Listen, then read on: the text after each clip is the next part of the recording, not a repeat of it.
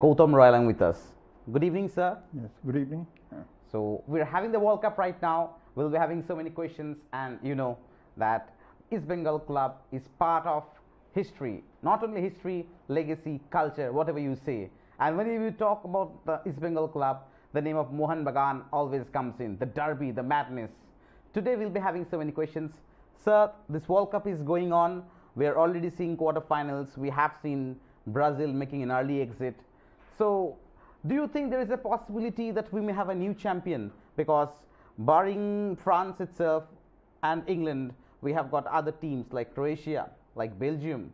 So, is there any possibility that we can see a new champion this time around? Football, there's definitely a possibility.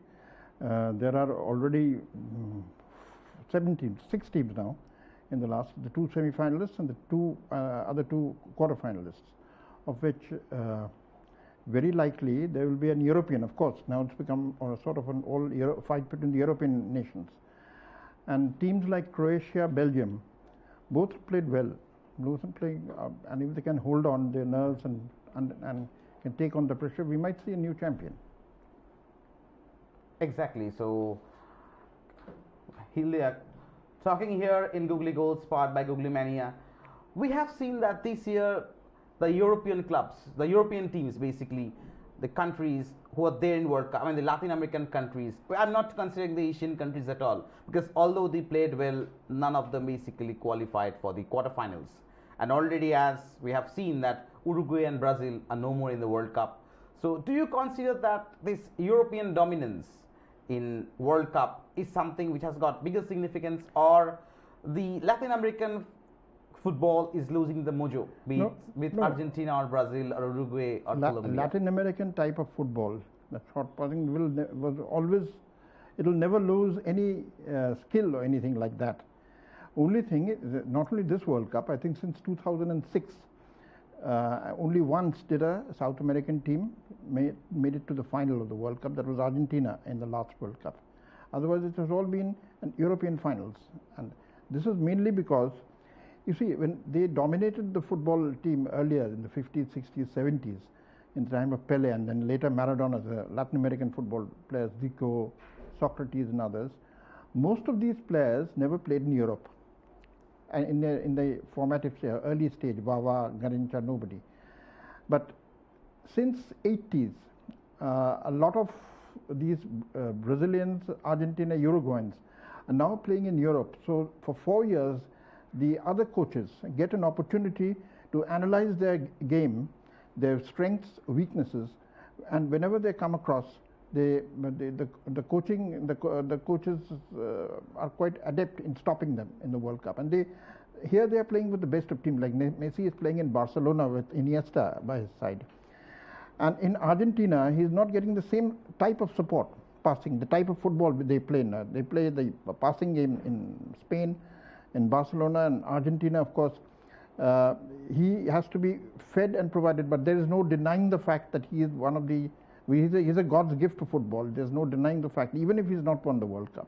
I think he's been this era belonged to Messi. But barring, sir, I would just want to interrupt 1 second.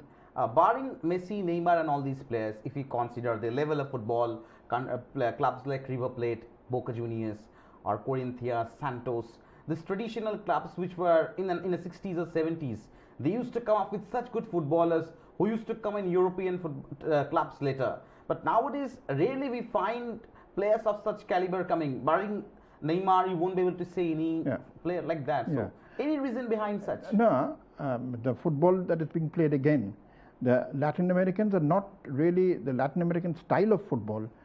Well, I don't think it by any stretch of imagination it's taking a back seat by now. Even the players from Chile, the Sanchez, Colombia, James Rodriguez couldn't play, but then these players are playing. The Uruguayans like Suarez, Edinson Cavani, they are playing in the European football circuit, and they are playing emphatically and quite impressively.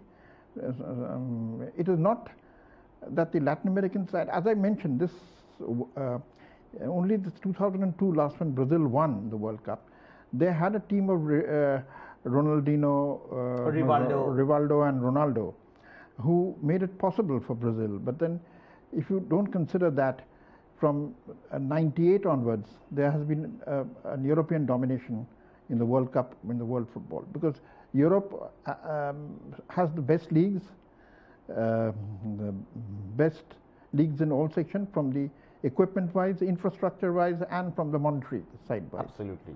So most of the players come there, they play, and these players, the Europeans, the opponents who are playing, also getting used to them, as well as the coaches watching their matches.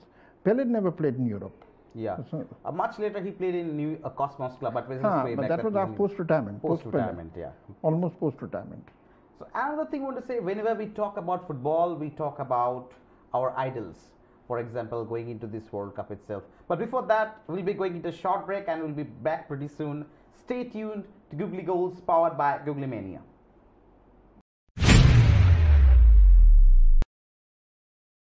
जिक्र जब भी GST की होती है तो नजरें ढूंढती हैं जीएसटी दोस्त विकास धनानिया को। नमस्कार विकास जी, बहुत बहुत शुक्रिया आने के लिए। विकास धनानिया बात करते हैं पूरी जिम्मेदारी के साथ कि यहाँ पर गुड्स को रिसीव्ड नहीं किया गया है। हाँ, लेकिन तब आपको ये प्रूफ करना पड़ेगा कि भाई हमने तो हैंड रिक्शा से मंगा लिया है। आम आदमी जीएसटी को जानना चाहता है, लिहाजा सवालों का अंबार है। इन्हीं सवालों को समेटते हैं हमारे होस्ट राकेश। हर ट्यूसडे और फ्राइडे रात 8 बजे होस्ट राकेश और दोस्त विकास धनानिया हो जाते हैं आमने सामने, सिर्फ आपके लिए जियो बांग्ला पर। देखिए जीएसटी की बात दोस्त के साथ जियो बांग्ला पर।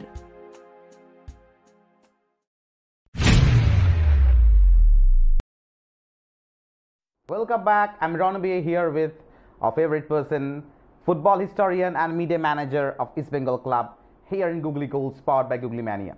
Sir, we have seen that superstars like Messi, Ronaldo, Neymar, Toni Kroos and others have been rather disappointing with their uninspiring performances this World Cup itself.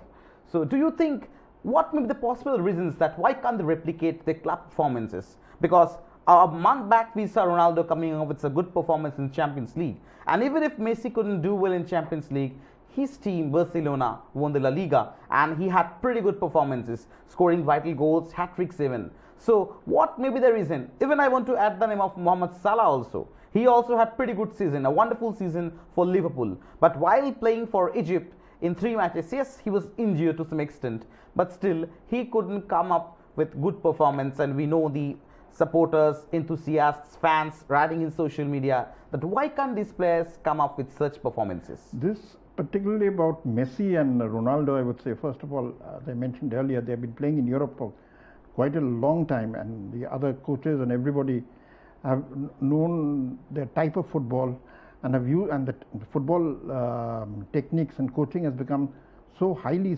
professional that they even analyze in stopping penalty kicks, so they can even find out how to stop Messi, in which way he runs, which circles he takes. Another thing is Messi and Ronaldo, this is the 3rd World Cup they are playing, and both are aging. They are over 30. And Ronaldo plays for Real Madrid and Messi for Barcelona, where they have good support players. I can't say the same for their Portuguese teammates, not demeaning them, or the Argentinian teammates of the same standard. And then what happened to the football on that day, particularly, it depends also on the coach. Messi, I thought Messi didn't play. Everybody will say since he didn't win and scored only 1 goal. The records were Messi, to a limited extent in the match. They lost to France, was being used wrongly. He was used on the right side of the I think Sampaoli was wrong to bench someone like Diabla, and he was pretty late in bringing someone like Aguero, pretty late into the match. But the goal which Aguero scored in the last injury time from that Messi is brilliant through lob, over lob. It shows a stamped class by anything. They were beaten by a fitter France and a young France, a younger team France. You know, there are debates coming up whether these clubs European clubs, they end up playing their superstars too many games in a season. So by the time they come to play in such big tournaments, so they are already drained. So this is probably Drained, also one of the plus reasons. their tactics. You see, Pele and Maradona, before becoming Pele and Maradona, didn't play in Europe, so they could win the World Cup single-handedly. And Pele had players like Garincha, Didi, Vava, Mario Zagallo, and the Santos brothers in his first World Cup. Maradona had Buruchaga, this Caniggia, and all these players to support him. But then Maradona also didn't need support. He played almost single-handedly. He won the World Cup in 1986 for England. But see, after that, Maradona didn't really click when he started playing in Napoli. Yeah. Again, his strengths and weaknesses were analyzed. Pele never played in Europe. So Pele could hold on from a young 17-year-old to 1970, when he was at the age of 29, and he won the World Cup in style for Brazil at Mexico City. Latin American footballers like that, if they come and play in Europe, even the other players who were quite talented, like Romario, Kaká, they also played in Europe, and they Yes, could they have do all the- excelled. Because remember the mid-90s, Romario had a pretty good season at Barcelona. Romario won the World Cup for Brazil. Yeah, in once, but- 1994. We 94. remember the famous celebration of with Bebeto all together, 1994. But now with the players being more exposed to football, and now with television coming up, in Pele's time the television was not that much. Absolutely. So everybody, all the coaches, everybody is looking at their game, looking at their strengths and weaknesses that could definitely form a defense, something, a way to stop them. Absolutely. So this World Cup has been interesting. We have seen some new things like VAR, controversy with VAR, like for example, Colombia. I was reading that Colombian supporters writing a petition that the penalty which was awarded to England, that shouldn't have been.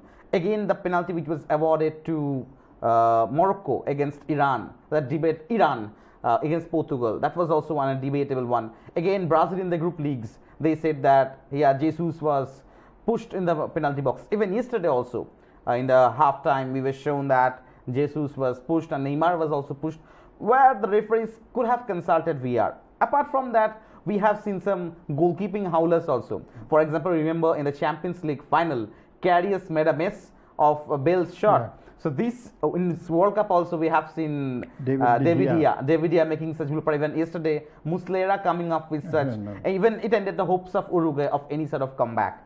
And I would like to say that these sort of things do come. So do you think that it's all about temperament, stamina or something, or practice or something like that? Pressure and tactics. The howlers have been in earlier World Cups also. Goalkeeper's role is most critical nowadays.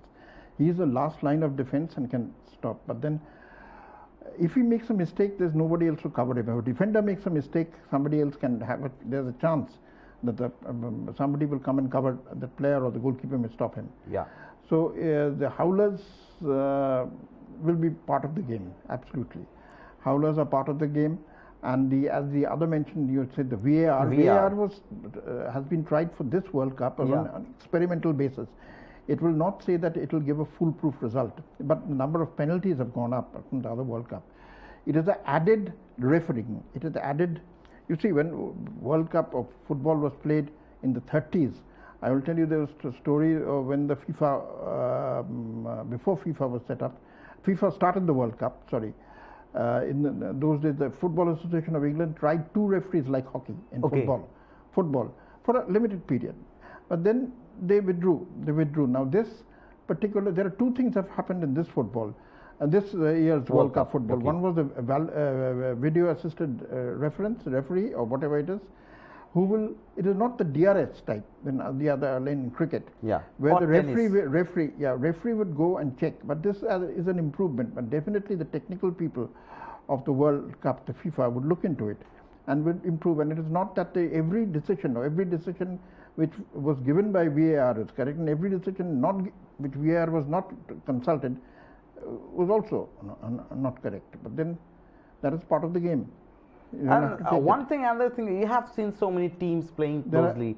What about the defenders? We have seen so many same-side goals this time around. Even yesterday, Fernandinho misjudged the free kick, the corner itself, and there was basically no one behind him. He thought that Company is following up. Before that also we have seen such. So, do you think the role of defenders is changing? No, no, no. In football now, there's defenders, strikers, everything. They play various formations, but they change positions very quickly.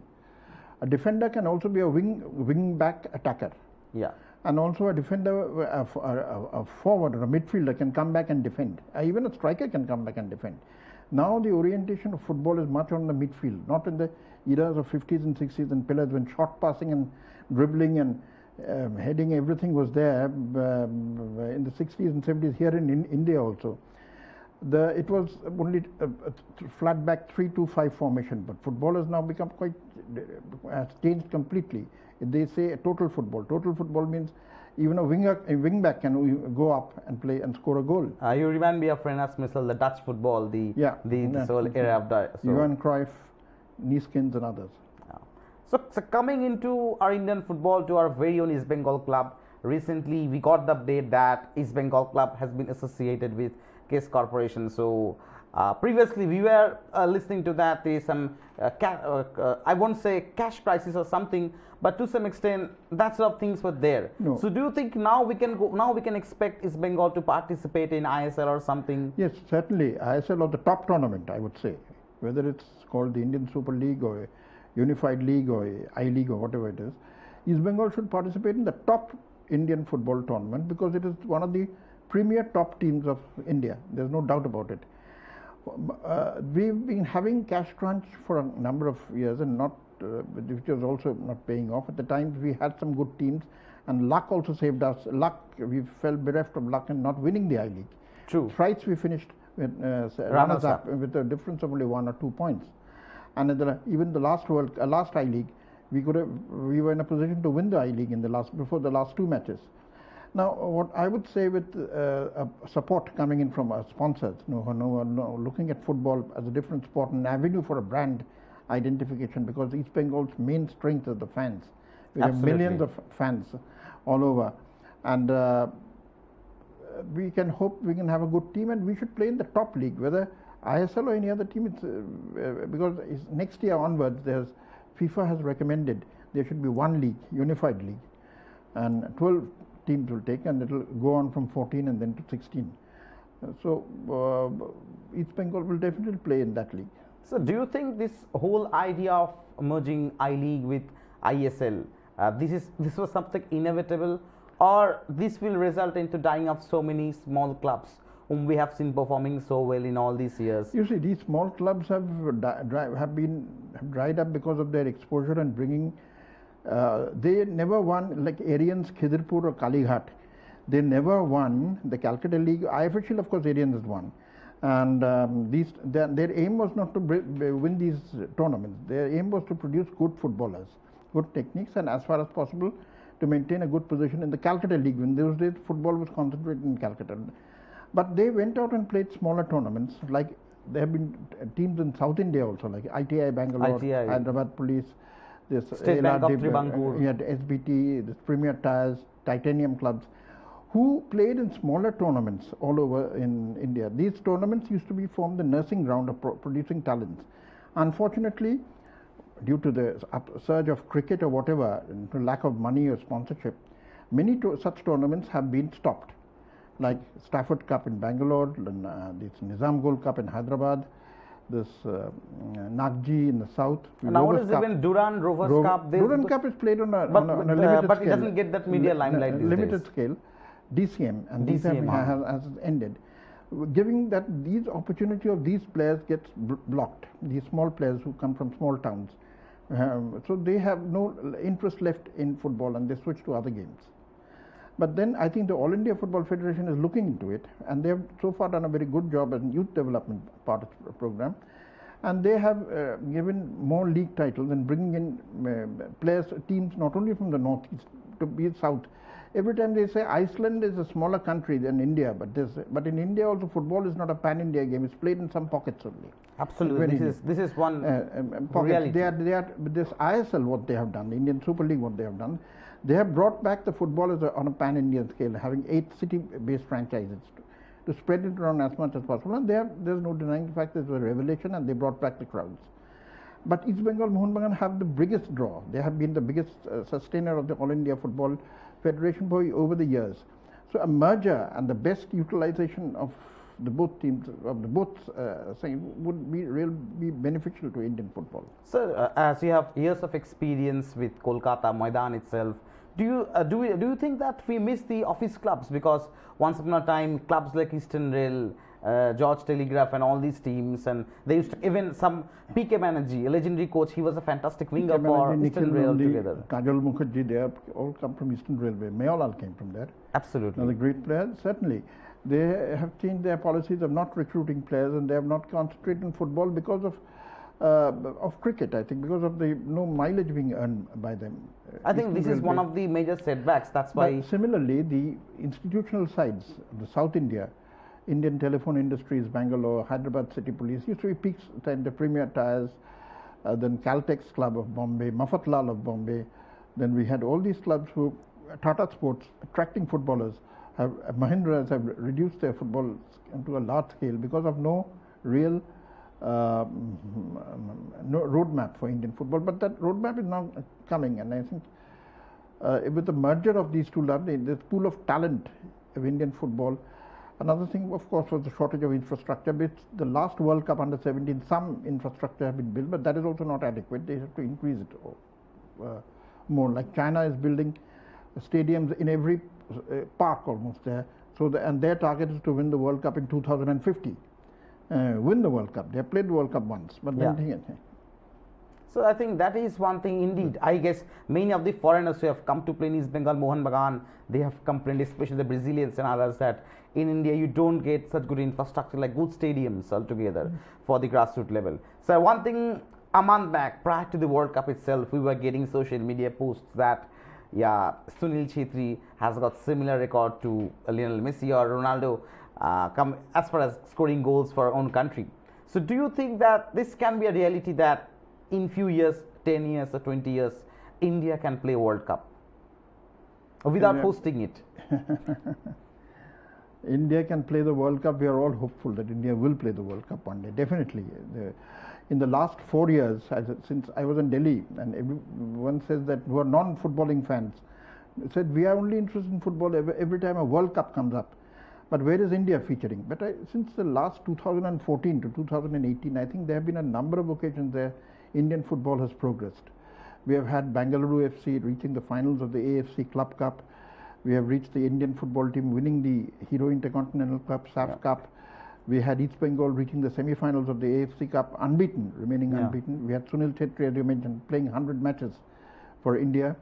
And we had Gurpreet Singh Sandhu for the first Indian to play in the Europa League. We had the I-League, ISL coming, which has again revived the fan support, and a city-based franchisee team. And I-League also threw up two small teams from two small towns, one Aizawl FC and Minerva from Chandigarh, and these the small towns winning the I-League. And last but not the least, India's football ranking, which was 150 in 2014, has now become 97. So there is progress, there is definite progress, and we can always hope that India will qualify for the World Cup. They will have to qualify once. The same qualification round, India only won one match this time. They played the same Iran team, that's Sardar Amzoon and whatever, he scored the goal against India. They lost by 3 goals. But India will have to qualify and win the World Cup. Hosting is, of course, India can always host and have the World Cup. That's always an automatic choice, you can say. Hosting they can always have, and India will have to share the World Cup. Like even last year, FIFA said that they're pretty happy with the way Indians conduct. That is the infrastructure and everything, but we need more infrastructure, more grassroots development, and which is, I think, the All India Football Federation is working hard on it. At least not the world standard, at least the Asian standard will come up, which India used to be, mind you, the 50s and 60s, in the days of Balaram Chunigoswamy, PK Banerjee and Samaj Patel. India used to win won the gold medal twice. I think it was under Asian Games 1962, Jakarta. Rahim as the coach, Rahim Chunigoswamy as the captain. They had a great player like Balaram playing in the team. And India also reached the, you name 2 teams of this World Cup who have played. Australia, India beat them by 7 goals in that time. 7 goals to 1 in the 1956 Melbourne Olympics, just after the Melbourne Olympics, in a friendly match. And in the Olympics still they beat them by 4 goals, to 2 with a hat-trick by Neville de Sousa. You mentioned France, who may very likely win the World Cup. In 1960 Olympics, India drew with France 1-1 with a side which had P.K. Banerjee, Chunni and Balaram. And India drew with them in the Rome Olympics. So that was the historic era of Indian football. We all know that football is a religion. I guess you will also agree with that. And we can only hope for the best. We are watching World Cup football, but deeper inside, we are also hoping that someday we'll cheer for our fans, for our own country playing in the World Cup. It was really nice having you, sir, Mr. Gautam Roy, football historian and media manager of East Bengal Club. We'll be having more updates in Googly Goals, powered by Googly Mania. Thank you everyone. Stay tuned.